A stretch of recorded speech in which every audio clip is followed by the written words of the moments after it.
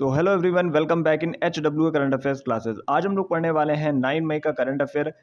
सारे question most important है, बड़े ही ध्यान से पढ़िएगा लास्ट तक, क्योंकि ये क्लास बहुत ही कम टाइम में आपको कराई जाती है और अगर आप नोट डाउन भी करना चाहते हैं वो भी कर सकते हैं। अभी हाल ही में प्रीवियस डे जितनी भी चीज़ें हुई हैं सारी चीज़ें आपको पढ़ाने वाला हूँ। जैसे अभी ऑपरेशन सिंदूर पे एक स्पेशल वीडियो बनाया था, जिन बच्चों ने नहीं देखा है ज़रूर देख लेना जाके। और आपको पता होगा कि भारतीय सेना हर मोर्चे पे पाकिस्तान का मुंहतोड़ जवाब देती हुई नजर आ रही है और ऐसा ही आगे भी चलता रहेगा। तो चलिए बिना किसी टाइम वेस्ट के शुरू करते हैं अपनी ये मोस्ट इंपॉर्टेंट क्लास। पहला क्वेश्चन आपके सामने है, हाल ही में रोहित शर्मा ने किस फॉर्मेट से संन्यास लिया है?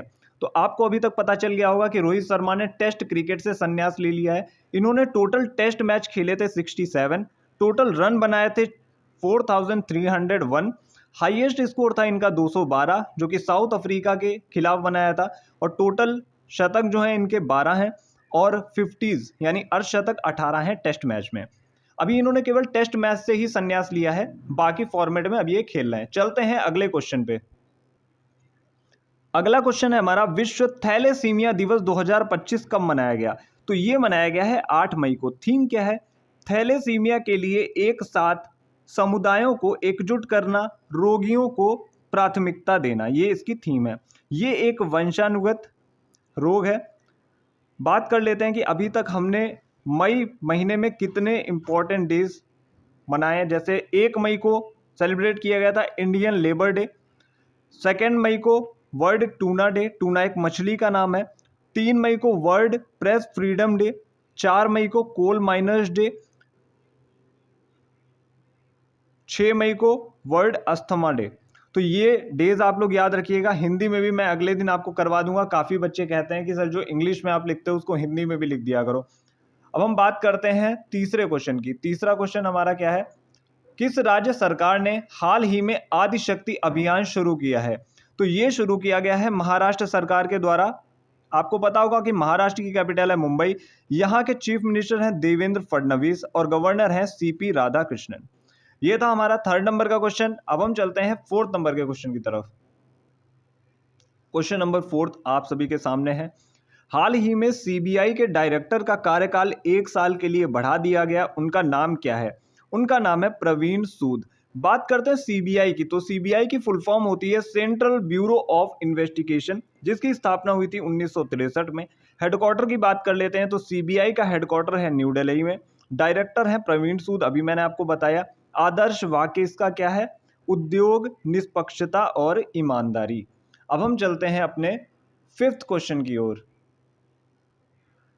तो फिफ्थ क्वेश्चन आप सभी के सामने है, हाल ही में 12वें वैश्विक अंतरिक्ष अन्वेषण सम्मेलन 2025 की मेजबानी किस देश ने की है? तो ये की है न्यू दिल्ली में। किस देश ने की? न्यू दिल्ली में, इंडिया। बात करते हैं एडिशन की, संस्करण कौन सा था? तो संस्करण है 12वां। 7 से 9 मई 2025 तक इसका सम्मेलन का आयोजन होगा। उद्घाटन किया किसने? डॉक्टर जितेंद्र सिंह, जो कि अपने साइंस एंड टेक मिनिस्टर हैं। थीम क्या है इस बार की? नई दुनिया तक पहुंचाना, अंतरिक्ष अन्वेषण और पुनर्जागरण। ये आप लोग याद रखिएगा। अब हम बात करते हैं अगले क्वेश्चन की, यानी कि क्वेश्चन नंबर 6 की। क्वेश्चन नंबर 6 आप सभी के सामने है, IMF बोर्ड ने भारत के प्रतिनिधि के रूप में किसे नियुक्त किया है? तो अभी ये नियुक्त किए गए हैं परमेश्वरन अय्यर। KV सुब्रमण्यम के स्थान पे इनकी नियुक्ति हुई है। बात हुई है IMF की, तो IMF की फुल फॉर्म होती है इंटरनेशनल मॉनेटरी फंड, जिसकी स्थापना होती है 1944 में। हेडक्वार्टर है वॉशिंगटन DC USA में, और इसके मैनेजिंग डायरेक्टर हैं क्रिस्टीना जॉर्जीवा। और जो IMF है वो 2 रिपोर्ट भी जारी करता है। अक्सर एग्जाम में आपसे एग्जामिनर ये क्वेश्चन पूछ लेता है, world economic outlook report, global financial stability report. ऐसी रिपोर्ट ये IMF के द्वारा ही जारी की जाती हैं। चलते हैं अगले क्वेश्चन की तरफ। तो हम लोग बात करने वाले हैं क्वेश्चन नंबर 7 की। हाल ही में ऑपरेशन गाइडेंस चैरियट प्रारंभ करने की घोषणा किसने की है? तो ये घोषणा की है इजराइल ने। आपको पता होगा कि इजराइल ने भी अभी काफ़ी जंग चली है इजराइल और फिलिस्तीन के मध्य, जहां पे इजराइल ने हमास गाजा पट्टी को पूरी तरीके से निस्ते नाबूद कर दिया है, ख़त्म कर दिया है बिल्कुल। तो इन्होंने चलाया है ऑपरेशन गाइडेंस चैरियट। इस ऑपरेशन में इजराइल ने गाजा पट्टी को 100% रद्द करने की घोषणा की है। इजराइल एक ऐसी कंट्री है जो कि किसी की नहीं सुनता है, अगर उसको आप छेड़ोगे तो आपको बर्बाद करके रख देगा, सीधी सी बात है। और यही होना भी चाहिए, क्योंकि आपको पता होगा कि जब इजरायली लोग अपना सेलिब्रेशन कर रहे थे उस टाइम पे इन पे अटैक किया गया। हमास से आतंकवादी आए हुए थे, बाई एयर आए थे। फिर इसके बाद इजराइल ने हमास का क्या किया, गाजा पट्टी का क्या किया, वो तो दुनिया ने देख ही लिया है। और अभी इन्होंने ऑपरेशन गाइडेंस चैरियट चलाया। इसका मतलब यह है कि या तो मुझे गाजा पट्टी आप दे दो, ये मामला यूएनओ पहुंच चुका है, या तो मैं उसको 100% रद्द कर दूंगा, सीधी सी बात है। अब हम बात करने वाले हैं अगले क्वेश्चन की, यानी कि क्वेश्चन नंबर 8 की। दूसरे उन्नत स्टील्थ फ्रिगेट और ब्रह्मोस मिसाइल से लैस आईएनएस तमाला का कमीशन समारोह कहां होगा? तो ये भारत के लिए है, इसका कमीशन समारोह होने वाला है रूस में। और भारत इसको जो है स्टील्थ फ्रिगेट जो है ब्रह्मोस मिसाइल से लैस है आईएनएस तमाला को कमीशन करेगा, अरब सागर में इसको स्थापित करेगा।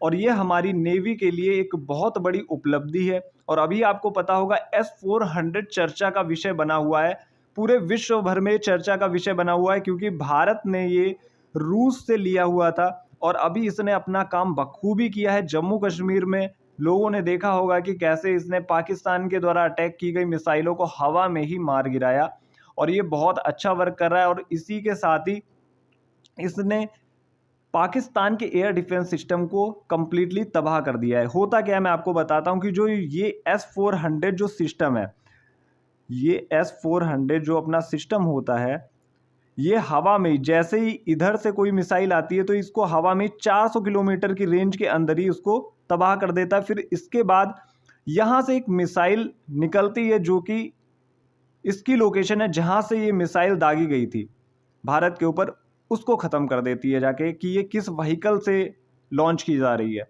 तो ये S-400 की खासियत है। अब हम बात करने वाले हैं 9th नंबर के क्वेश्चन की। तो क्वेश्चन नंबर 9 आपके सामने है। हाल ही में भारतीय सेना ने लाहौर में वायु रक्षा प्रणाली को निष्क्रिय करने के लिए हारोप्स ड्रोन का प्रयोग किया गया है। इस ड्रोन का संबंध किससे है? तो ये ड्रोन भारत ने लिए थे इजराइल से, जो कि सुसाइडल ड्रोन बोले जाते हैं। आपने एक फुटेज देखा होगा कि कैसे एक ड्रोन ऊपर से आ रहा है और पाकिस्तान के एयर डिफेंस सिस्टम को पूरी तरीके से ध्वस्त कर देता है। वो यही हारोप्स ड्रोन था। काफ़ी लोगों ने इंस्टाग्राम पे क्लिप देखी होगी या यूट्यूब कहीं भी सोशल मीडिया पे ज़रूर देखी होगी। तो ये सुसाइडल ड्रोन करता क्या एक्चुअली, ये डिटेक्ट करता है पहले कि ये सिस्टम है कहाँ पे। एयर डिफेंस सिस्टम को इसने डिटेक्ट किया, ये खुद को भी ख़त्म करता है और साथ में उसको भी ख़त्म करता है। तो ये इसकी खासियत है। बात करते हैं 10th नंबर के क्वेश्चन की। 10th नंबर का क्वेश्चन है, विश्व रेड क्रॉस दिवस 2025 कब मनाया गया? तो ये 8 मई को मनाया गया है। थीम क्या थी? मानवता को जीवित रखना। रेड क्रॉस एक संस्था है, इसकी स्थापना हुई थी 1863 में और हेडक्वार्टर है जिनेवा, स्विट्जरलैंड में। अब हम बात करते हैं अपने आज के क्वेश्चंस की, जिनका आंसर आपको कमेंट बॉक्स में देना है। पाकिस्तान के खिलाफ अभी भारत ने कौन सा ऑपरेशन चलाया? इसे बच्चे कमेंट सेक्शन में जरूर इसका आंसर देंगे। हाल ही में T20 क्रिकेट में 13,000 रन बनाने वाले प्रथम भारतीय खिलाड़ी कौन है? तो ये थी आज की करंट अफेयर की क्लास। आई होप आपको समझ में आई होगी अच्छे से। और जो देशों के बीच में जो तनाव चल रहा है, मैं उसके लिए यही आपसे कहूँगा कि आप लोग इसकी वजह से अपनी पढ़ाई को मत रोकिए, अपडेट लेते रहिए कहाँ क्या चल रहा है। जो काफ़ी सेंसिटिव एरियाज़ हैं तो कोशिश करिए घर से बाहर कम निकलें। हमारी इंडियन आर्मी पूरी तरीके से मुस्तैद है, वो अपना काम कर रही है।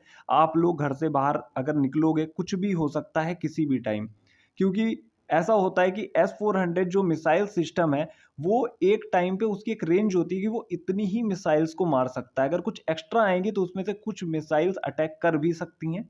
फिलहाल तो अभी तक ऐसा कोई अटैक सामने नहीं आया, तो पैनिक होने की ज़रूरत नहीं है। आप लोग जहाँ पे भी हो सुरक्षित रहो, अच्छे से रहो। और जो भी प्रीवियस क्लासेस हैं जिन बच्चों ने नहीं देखी यही बोलूँगा देख लेना, क्योंकि ऐसा कंटेंट आपको देखने को इतनी जल्दी नहीं मिलेगा। कोई भी टीचर 10 या 15 मिनट में चीज़ों को कभी भी क्लियर नहीं करता है। और जो ऑपरेशन सिंदूर है इसे आप लोग अच्छे से पढ़ लेना, पूरा टोटल पढ़ना अच्छे से, क्योंकि इससे रिलेटेड क्वेश्चंस आपको ज़रूर मिलेंगे। हमला कहाँ हुआ था? पहलगाम में हुआ था, जो कि मिनी स्विट्जरलैंड ऑफ इंडिया भी कहा जाता है। और इससे रिलेटेड जो भी सिंदूर ऑपरेशन चलाया गया है इसमें कितने फाइटर पायलट्स थे, किन्होंने चलाया, कमान किसने इसकी संभाली, ये सारी चीज़ें इंपॉर्टेंट रहेंगी। तो आज की करंट अफेयर की क्लास में इतना ही। ज़्यादा से ज़्यादा शेयर कर दीजिएगा और अगर सब्सक्राइब नहीं किया है तो चैनल को सब्सक्राइब करके बेल नोटिफिकेशन ऑन कर लीजिएगा। आज के लिए इतना ही, मिलता है next day next important current affairs के साथ। Thank you.